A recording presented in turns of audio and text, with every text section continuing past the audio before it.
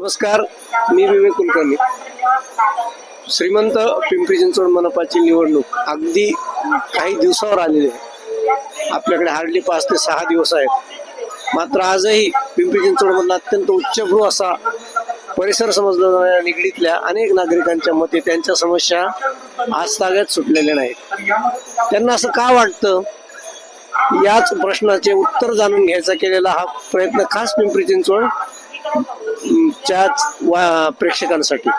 आपण त्यांच्याशी संवाद साधत राहूयात. नमस्कार.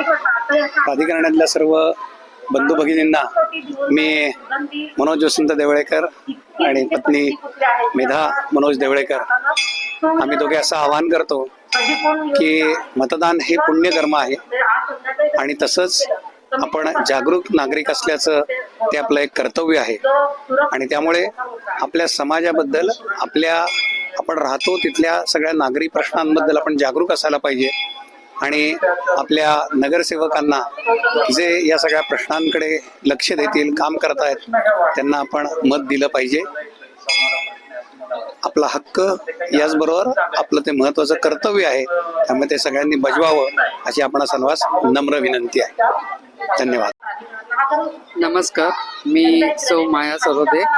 या पिंपरी चिंचवड प्राधिकरणामध्ये मी गेली 42 वर्ष इथे वास्तव्यात आहे आणि ज्ञानप्रबोधिनी शाळेचे 3 स्टुडंट उमेदवार आहेत. याचा मला खूप अभिमान आहे. मी त्या शाळेत त्यांना शिकवलेलं आहे. मला खूप आनंद होतो. अनुप मोरे, अमित गावडे, निलेश शिंदे हे तिघं पण खूप धडाडीचे उमेदवार आहेत. तिघंही निवडणुकीला उभे राहिलेले आहेत आणि 15 तारखेला तुम्ही सगळ्यांनी त्यांना निवडून द्यावं, आपलं मतदान करावं ही सदिच्छा आणि त्यांना मला शुभेच्छा द्यायच्या तिघांना. नमस्ते. आज आपल्या प्राधिकरण मध्ये 200 कोटीचा प्रोजेक्ट करण्याचा ठरवलेला आहे. तर मला खूपच आनंद वाटतोय आणि अशीच आपल्या प्राधिकरणातली चांगली प्रगती व्हायला पाहिजे अशी माझी इच्छा आहे. माझे नाव मंगल पाटील आहे. मी निगडी प्राधिकरणातच राहते. मला मंदिरात पण आपल्या ह्या मंदिरामध्ये ज्येष्ठ नागरिकांसाठी सुविधा एक नाहीये, मी ते बोलू शकत नाही, पण ती सुविधा तुम्ही उपलब्ध करून देणे ही माझी इच्छा आहे. कारण की प्रत्येक नागरिकाला येऊन किती वेळा बसलेत तर त्यांना ती गरज भासते. त्याच्यामुळे त्या गोष्टीची अत्यंत गरज आहे आणि खूपच सुंदर आहे आपलं प्राधिकरण. एवढं बोलून मी माझं भाषण संपवते. नमस्कार. आशिया खंडातल्या सर्वात प्रतिष्ठित अशी पिंपरी चिंचवडची महापालिका असं मानलं जातं. त्या महापालिकेची आगामी निवडणूक आता अगदी 5 ते 6 दिवसावर येऊन ठेपलेली आहे. पिंपरी चिंचवडचा एक अत्यंत समृद्ध भाग निगडी प्राधिकरण म्हणून ओळखलं जातं. पण या प्राधिकरणात सगळं काही आलबेल आहे का, तर इथल्या नागरिकांच्या मते अनेक जणांच्या मनात वेगवेगळी मतांतरे आहेत. नक्की काय समस्या आहेत, आज या निमित्ताने आपल्याला इथले एक सुप्रसिद्ध वकील ऍडव्होकेट अर्जुन दलाल आपल्या सोबत संवाद करत आहेत. अर्जुनजी नमस्कार. नमस्कार. नमस्कार. मी आमच्या पिंपरी चिंचवड या चॅनेल मध्ये आपलं स्वागत करतो. आगामी निवडणूक आता 5-6 दिवसावर आली. लोक आपापल्यापर्यंत जोरदार प्रचार करतायत. त्यांच्या आश्वासनाची, वचनांची खैरात होत आहे. पण एक सामान्य मतदार म्हणून आता या क्षणी तुमची नक्की काय भावना आहे आणि तुमच्या मते या त्यांच्या वचनात खरी सत्यता किती आणि आश्वासन किती? समस्या तर अनेक आहे, पण प्रमुख समस्या जे आता आपला समोर जे आहे त्याच्यासाठी जन आक्रोश आंदोलन पण झालं होतं, तो आहे हरित सेतू. आता हरित सेतू आम्हाला का नकोय किंवा मॉडिफाईड करून जर मिळाला तर चालणार आहे का, पुन्हा विचार करता येईल का, तर त्याच्यावर नक्कीच काम करता येईल. सुशोभीकरण पाहिजे, व्यवस्थित रस्ते पाहिजे, फुटपाथ सुद्धा पाहिजे. सुप्रीम कोर्टाने, वकील असल्यामुळे मी तुम्हाला सांगतो, सुप्रीम कोर्टाने जजमेंट मध्ये सांगितलेलं आहे की पेडेस्ट्रियन्स आर एंटायटल्ड टू फुटपाथ. पण फुटपाथ म्हणजे कसा असावा, तर जर जिथे कमी लोक चालतात तिथे मोठा फुटपाथ देऊन काय उपयोग आहे? तर पालिकाने हे ऑडिट केलंय का रस्त्याचं? आणि वाढतं ट्रॅफिक आणि आता कन्स्ट्रक्शन जे आहे ते वाढलं आहे, अनेक लोक निगडीमध्ये राहायला येत आहेत, तर there is also a pressure on infrastructure. त्याच्यासाठी काहीच दिसत नाहीये आणि त्याच्यामुळे काय होतंय की विश्वास गमावतं. बरोबर. सामान्य माणसाला वाटतं की माझं काही होत नाही, इथे का असंच चालणार, हे लोक हप्त्यावर आहे का, कॉर्पोरेशन भ्रष्ट आहे का, इतर इतर सगळे फालतू विचार मनात येतात आणि साहजिक आहे की जर काम होत नसेल, कचरा उचलला जात नसेल आणि काही लोकांचेच मात्र काम होत असेल तर नक्कीच पक्षपात होतो असं दिसून येतं आणि लोकांना मनात असं वाटतं की बाई मी कशाला जाऊ मत करायला, मला काय करायचंय, माझं कोण ऐकतंय, आतापर्यंत काय झालं. तर हे सगळी साधारणपणे, कारण की मी पण जे लोकांमध्ये वावरतो, जे लोकांचे फिलिंग्स येतात, तर त्याच्यामध्ये मला हे सगळं म्हणजे हे जाणायला मला मिळालं. आता आम्ही काय केलं होतं, एक वेगळा कार्यक्रम केला होता. 4 उमेदवार भाजपाचे आणि 4 उमेदवार NCPचे, त्या लोकांचं आम्ही इंटरव्ह्यू मुलाखत केले होते, जनसंवाद लोकांसोबत कृष्णा वेज मध्ये इथे झालं होतं. तर त्याच्यामध्ये पण आम्हाला NCP वाले कॅन्डिडेट्सनी पण सांगितलं की असा प्रकारचा कार्यक्रम व्हायला पाहिजे आणि लोकांसोबत जनसंवाद वाढला पाहिजे. आता होत आहे काय की ज्या वेळी आपण कॉर्पोरेटरकडे जातो त्यावेळी आपण फक्त तक्रार घेऊन जातो. म्हणजे प्रत्येक वेळा नगरसेवकाला वाटतं की तुम्ही फक्त माझ्याकडे येतात, हे बरोबर नाही, ते बरोबर नाही, तर तुम्ही कधीतरी भेटायला पण या. तर हे भेटणं जर आपण दर 3 महिन्यांनी 2 महिन्यांनी पेट सभाच्या स्वरूपात केलं किंवा काय असं दुसरं, you can give any name, पण हा संवाद असला पाहिजे. ते संवाद जर प्रस्थापित झालं तर मग हे जे आपण कॅनव्हासिंग बघतोय, कॅनव्हासिंग म्हणजे काय, इट इज ऍडव्हर्टायझिंग. मला मत द्या. जर तुम्ही काम केलं असेल तर तुम्हाला कॅनव्हासिंगची गरज नाही. तुम्हाला जे लोक जास्त प्रचार करताना दिसत आहेत, तर असं वाटतं की त्याने काम केलं नाहीये का, एवढा प्रचार कशाला. We know you through your work. आणि प्राधिकरणामध्ये सगळे सुज्ञ लोक राहतात, इथे काही दुसरं म्हणजे प्रलोभन इथे चालत नाही. तुम्ही आम्हाला जेवण द्या, इथे हे द्या, ते द्या, कुकर द्या, पैसे द्या, इथे काही चालत नाही. इथे फक्त काम चालतं, काम बोलतं. तर मला असं वाटतं की अनेक समस्या आहे, पण हे हरित सेतू आहे, भटक्या कुत्र्याचे आता सुप्रीम कोर्टामध्ये ऑनगोईंग हे आहे, पिटिशन चालू आहे, मोठा विषय आणि ऑनगोईंग पिटिशन चालू आहे. त्याच्यामध्ये सुप्रीम कोर्टाने सल्ला दिला की माणसाने भिवू नये. जर कुत्र्याला असा वास आला की हा माझ्यापासून माझ्याकडून भीतोय, तर तो त्याचा अटॅक करणार.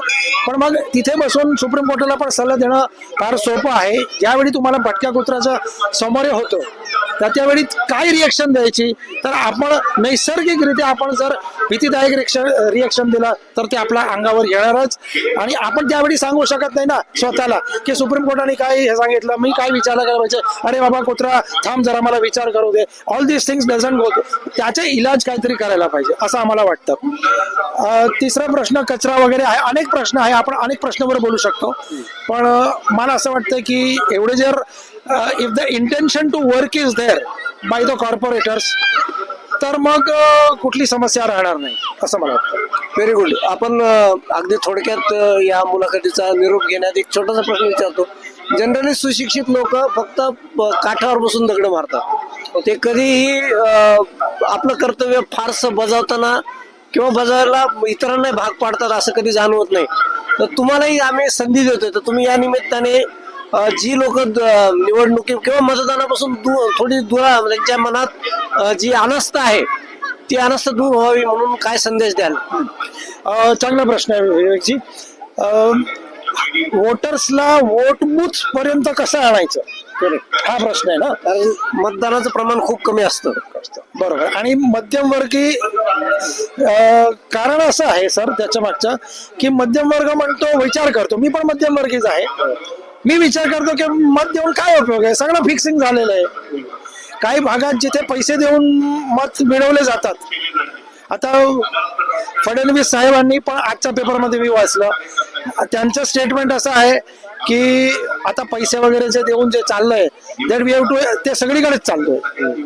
मग आता रुलिंग पार्टी पण एक्सेप्ट करते की हे जिथे जे लागतं तिथे ते द्यावं लागतं, आणि त्या प्रलोभनमध्ये even political parties are not left out, ते पण ते करतात.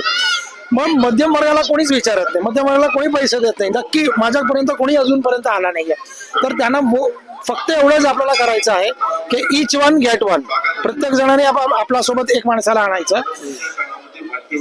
त्याला विश्वास असला पाहिजे की मी जर मतदान केलं तर माझं जे कोणी निवडून आलं ते माझं काम करणार आहे. Very good. तर तसं विश्वास संपादन आपण करायला पाहिजे. मी जाऊन सांगायला पाहिजे की काय झालं तर मला माझ्यापर्यंत या, मी तुम्हाला कॉर्पोरेटरकडे घेऊन जातो, तुम्ही 3-4 जणांची समस्या काय आहे मला माझ्यापर्यंत.